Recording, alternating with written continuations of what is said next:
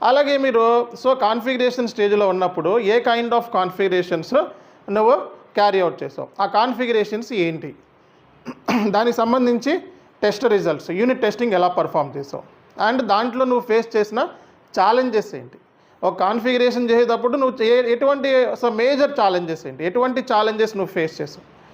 ఈ kind of questions interviewer నిన్ను క్వశ్చన్లు అడుగుతారు. కాబట్టి మీరు ఒక ప్రాజెక్ట్ గురించి కంప్లీట్గా మీరు నాలెడ్జ్ గెయిన్ చేయాలంటే ఒక రియల్ టైం కన్సల్టెంట్, అంటే ఒక రియల్ టైం ట్రైనర్ లేదా రియల్ టైం కన్సల్టెంట్స్, అంటే కంపెనీలో పనిచేసి ఆల్రెడీ ఎక్స్పీరియన్స్ ఉండి ఎస్ఏపి ప్రాజెక్ట్స్ దగ్గర పనిచేసిన వాళ్ళ దగ్గర మీరు ట్రైనింగ్ తీసుకోవాలి.